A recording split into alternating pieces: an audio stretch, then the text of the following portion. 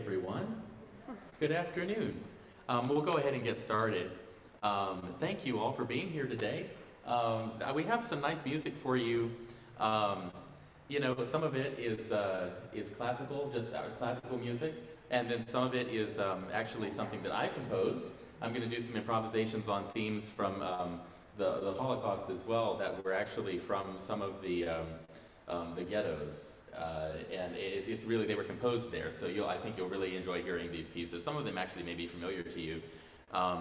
But as we come to this time of remembrance of Youth Corps, it's a really sacred time to me. I just want to personally reflect that I feel like I learn something new about myself every year at Youth Corps.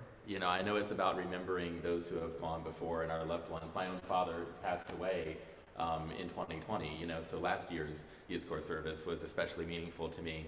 But I feel like every year I learn something new about who I am as I read through these prayers with you. And last year, I have to say, we did this concert on Zoom, and it was a strange feeling to not have anybody in the room. It was weird, but it was also a very striking memory to go through COVID and the quarantine and those times. There was the fear, will everything go back to normal ever? There was a little impending doom going on in my mind, certainly during those times, and it was very strange. So it's wonderful to have some of you here actually in the room with us this year. In any case, we'll go ahead and start with Molly. Molly will do a set, and then I'll do some improvisations on the Holocaust themes, and then Demi will do a set of songs, and then we have a special, kind of a little meditation for you to close us out. So I'll hand it over to Molly.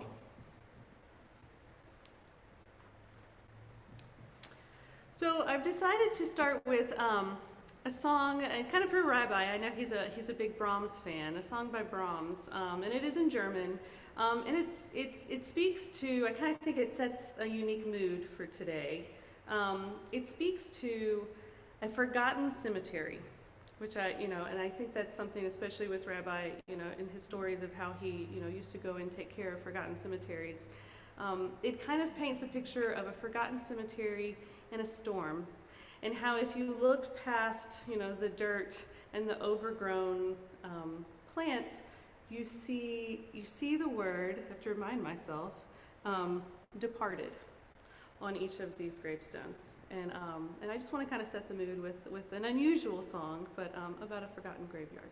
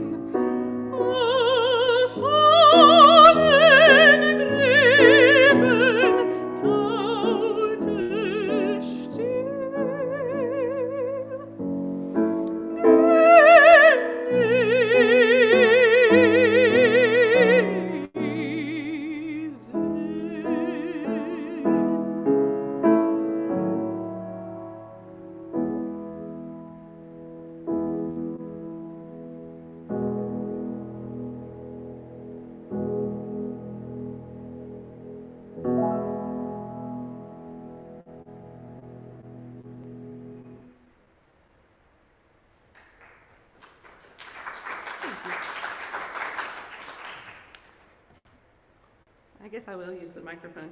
The next piece is one of, I think, Christopher and my favorite pieces that we've played with over the years. It's called Reflets, which and we're going to change countries. We're going to change languages for a second. We're going to move into France, and we're going to speak of reflections and memories. And I'll just read just a little portion of the translation because I think it's really beautiful. The last verse speaks of how the flowers shed their petals one by one, lit by the reflection from the heavens, and descending, they reflect into the flood of dreams and moonlight.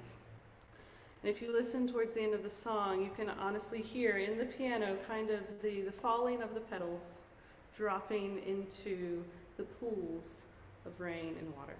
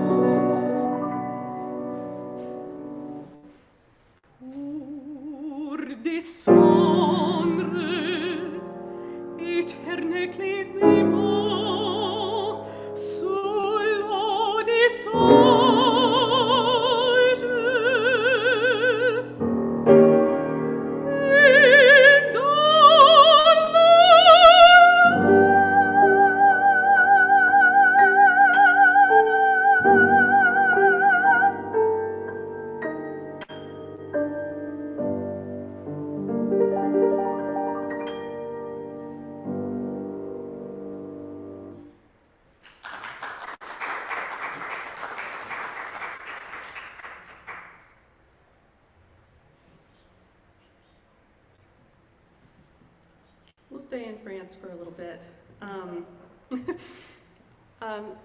The next song is one of my favorites, honestly, because of the piano part. And the composer, Han, not to take us out of our remembering, but he creates this amazing emotion by kind of connecting the voice with the piano instead of making them a separate thing. He kind of lets them play off of each other to help create this beautiful mood in this song. The name is Lyric Skis, which really just means the hour of dreaming. And if you think of dreams, a lot of dreams tend to be memories. And so I like to think of this piece as just this huge emotion of remembrance and remembering things that are important to you as well.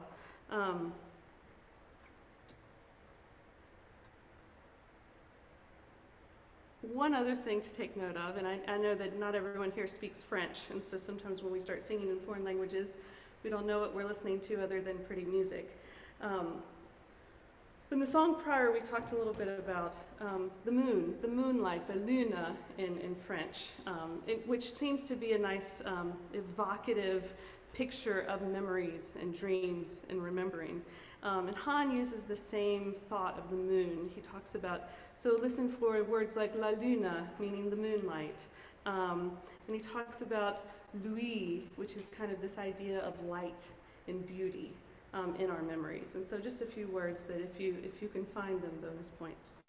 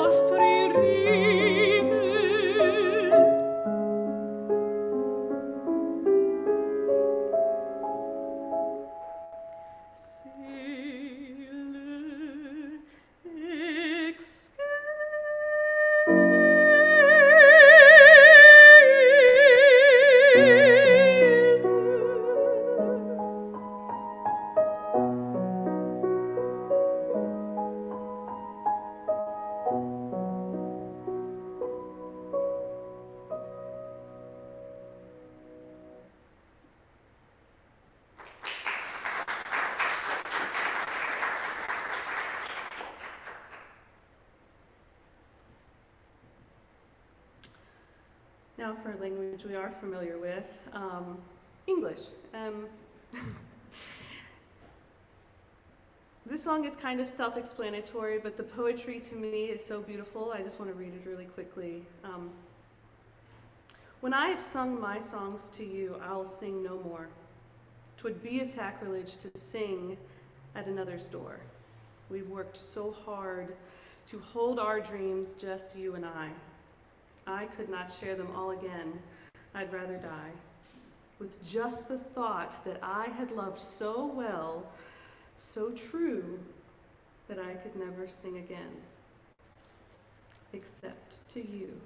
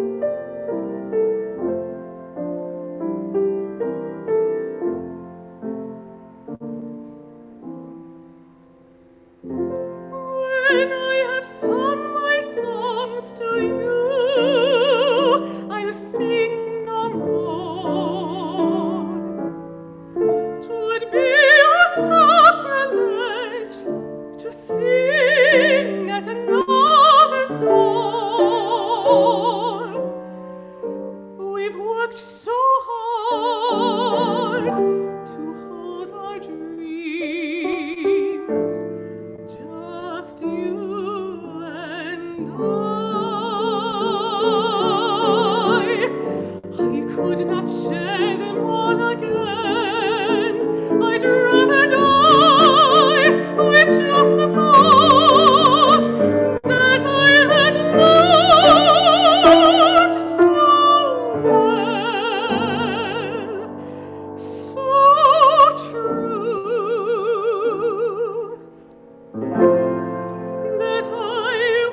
never sing again,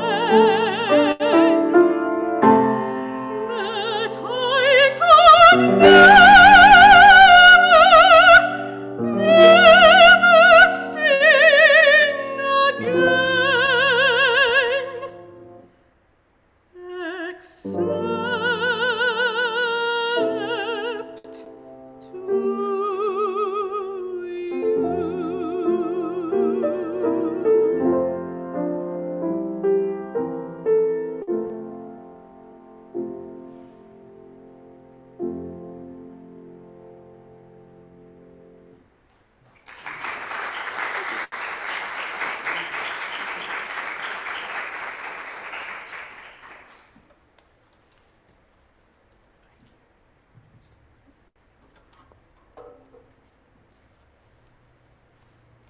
I think that last song is really, really beautiful. You know, the poetry as we go into youth corps and we think about people that we love who have gone.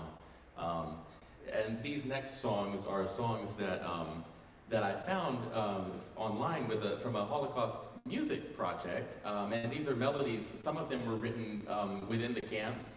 And I think that as we think about never being able to sing again, you know, all of those people who were silenced, and yet I like to think, at least in a way, that they sing again when we remember them and we play this music. And that's about one of the best things I think we can do. So I'm going to play a series of variations on some of these pieces, improvised variations, and we'll do that for a while, and then we have Demi to sing another song cycle that I think you'll find very interesting. So variations on themes from the Holocaust.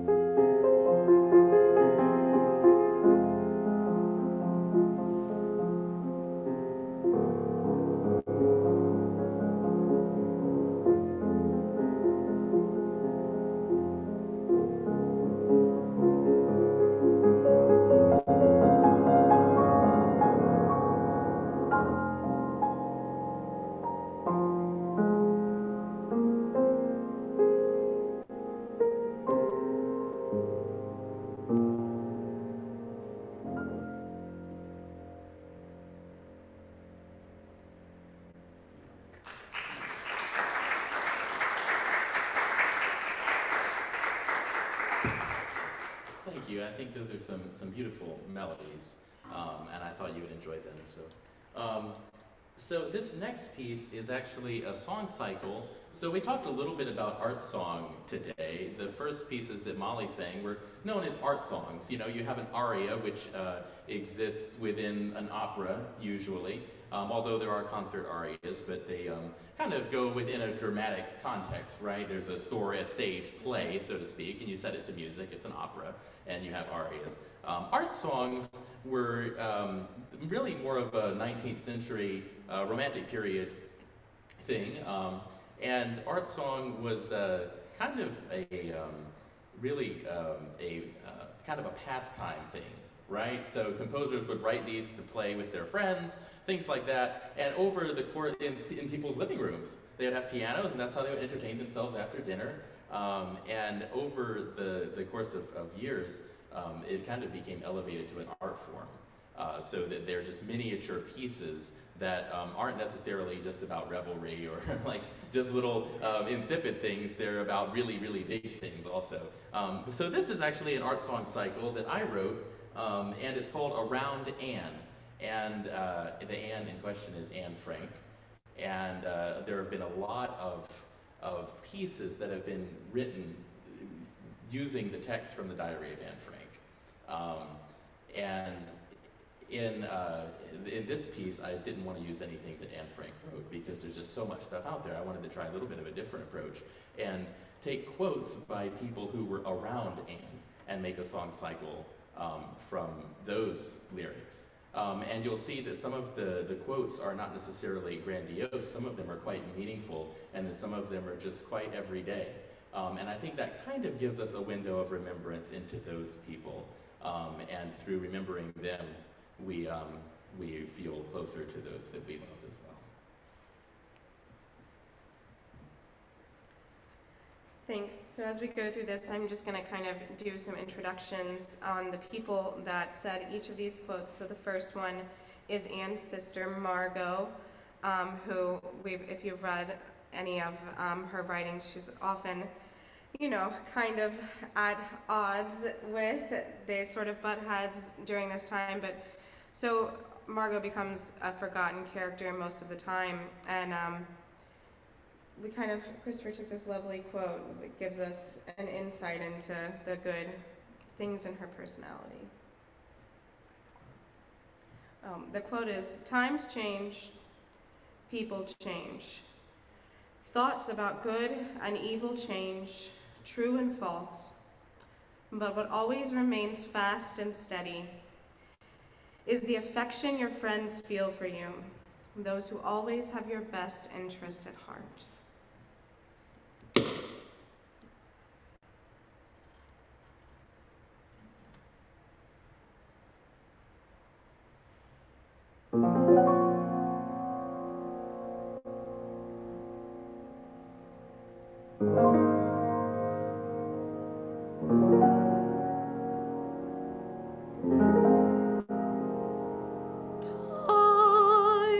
Times change.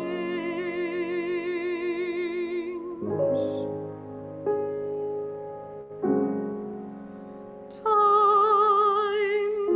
change. People change.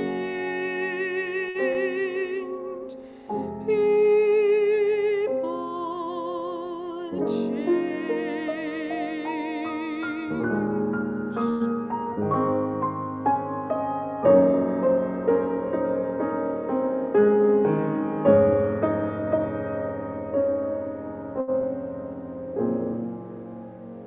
Thoughts about good and evil change,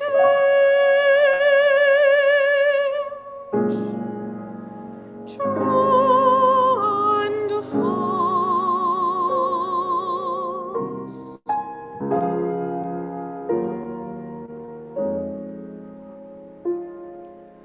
But what always remains fast and steady is the affection your friends feel for you.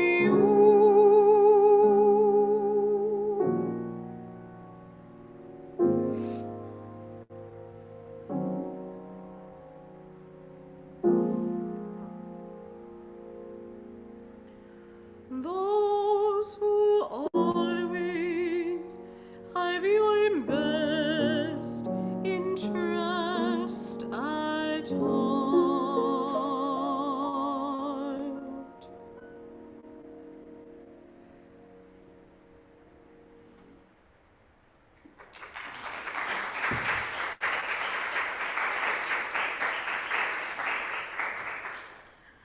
And then the second piece is a quote by Anne's father, Otto Frank, as he remembers Margot. So there's a lovely introduction that Christopher does on the piano.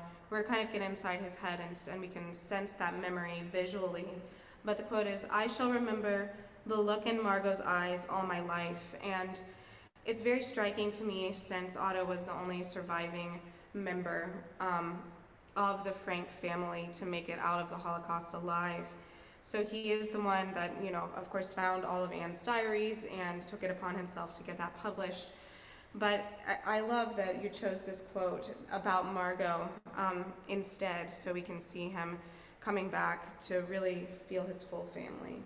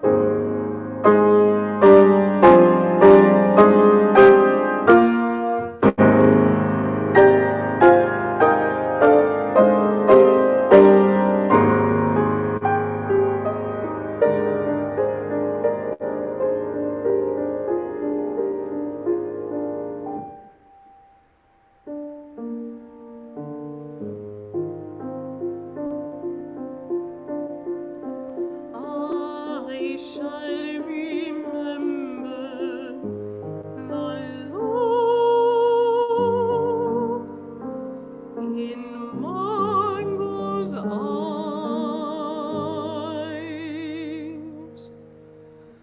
all my life.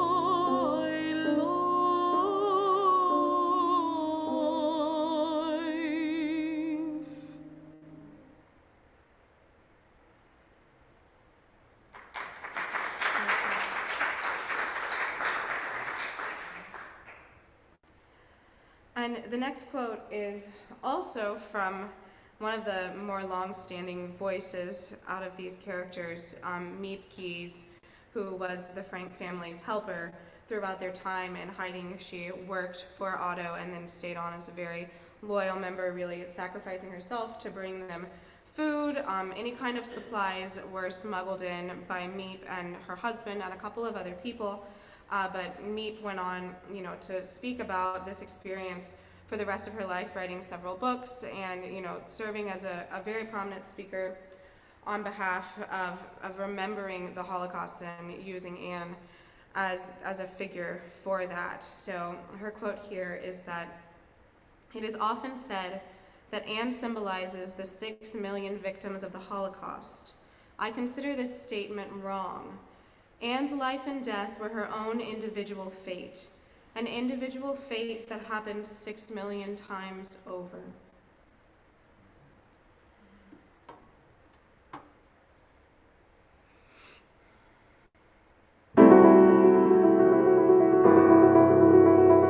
It is often said that Anne symbolizes the 6 million victims of the Holocaust.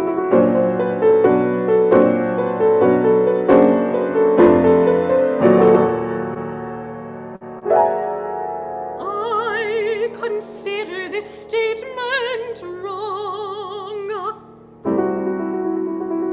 Anne's life and death were her own individual fate, an individual fate that happened 6 million times over.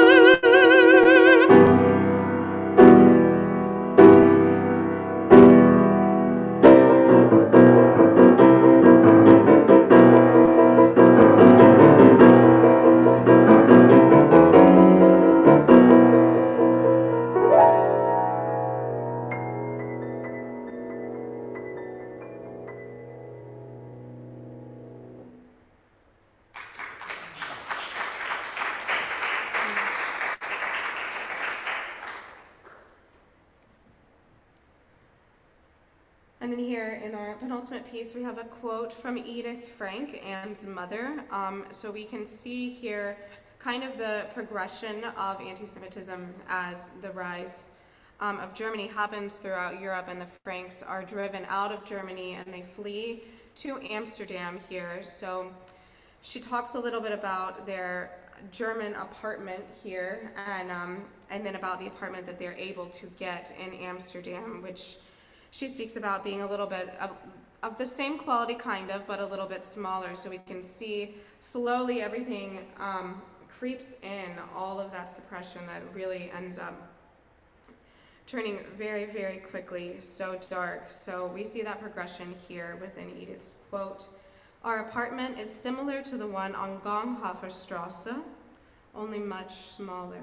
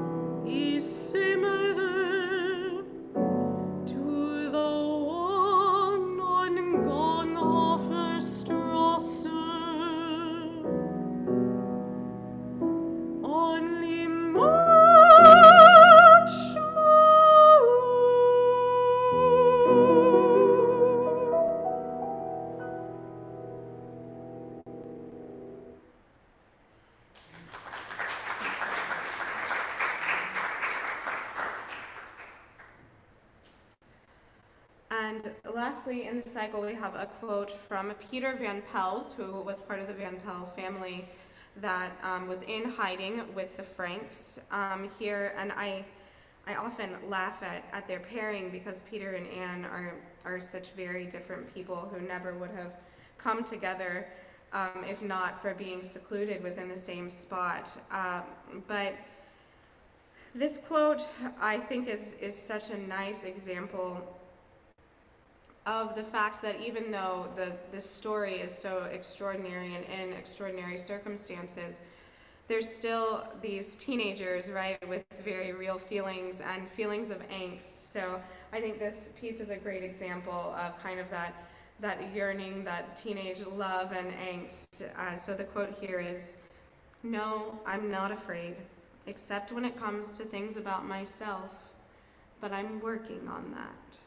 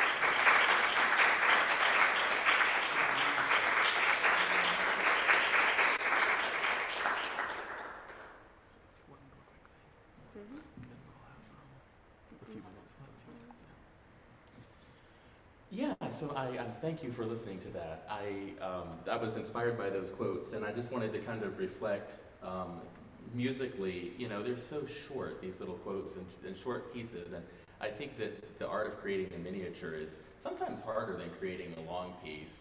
I forget where I heard it, but I recently heard that Mark Twain said that if I had more time, I would have written you a shorter letter.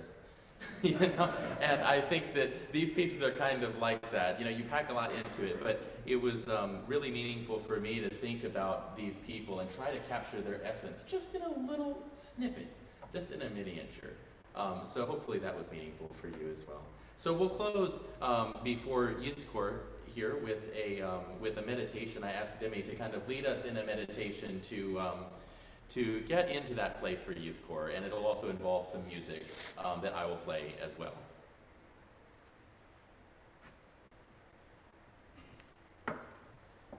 Thanks. So if you guys would like to get a little bit settled, I'm going to invite you here now. Just as Christopher said, we'll be doing a meditation. So whatever you need to mentally prepare for that, if you would like to keep your eyes open or simply look down, get more comfortable within your seat, we're going to take a little musical guided journey.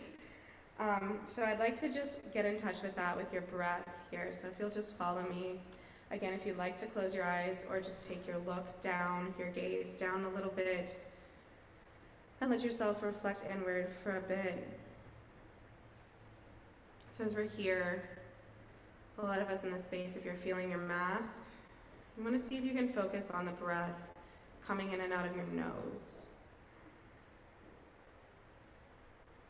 Just in and just out. Let's see if we can pair a physical sensation to that. So focus on the speed of the air. How fast is the air coming in? How fast is the air going out? We're going to follow that a little bit deeper now. Taking the inhale down through its natural path in your mind's eye, from your nose, down through an open throat, to the center of your chest, before it begins to expand out. And then noticing on the exhale, how easily, how gently your body comes back toward the center line, coming into homeostasis. We continue to follow that path. Let it deepen a little now. On the next inhale, once it gets to the center of your chest, allow yourself to feel your ribs expand. Feel the small tug in the center of your torso as your diaphragm begins to interact.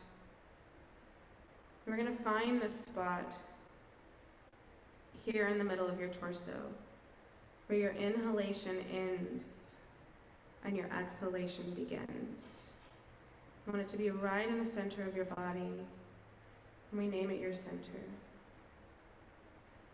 As you're here using your breath path to find that spot, that small place of stillness, you can allow your imagination to come in place now, giving your center a shape, a color, a weight. As we're here, finding that spot of unity with our own spirit, within the divine, just allow yourself to listen.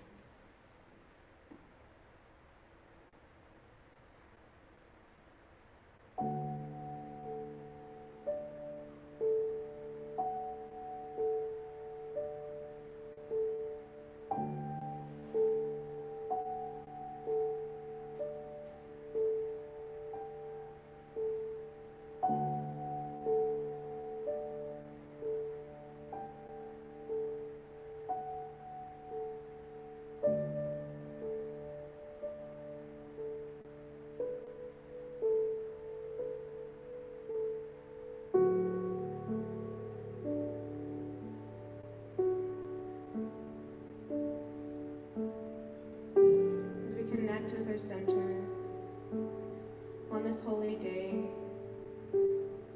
we allow ourselves to feel with the intention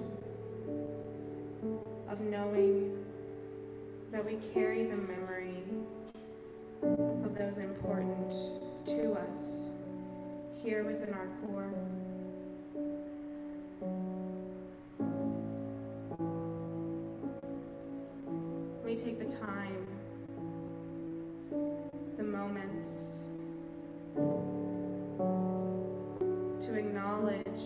this flood, this rush within us that allows us to experience our loved ones.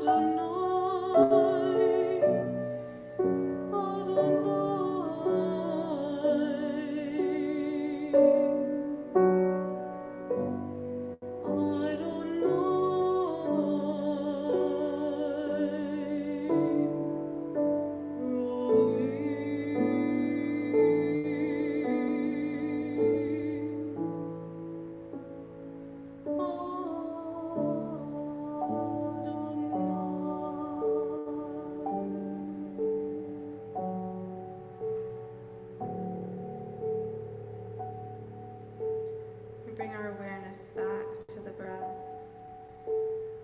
noticing the peace that we found within as we acknowledge our God within. Breathing in with gratitude and remembrance, and exhaling, we acknowledge the breath of life as we come back into the space.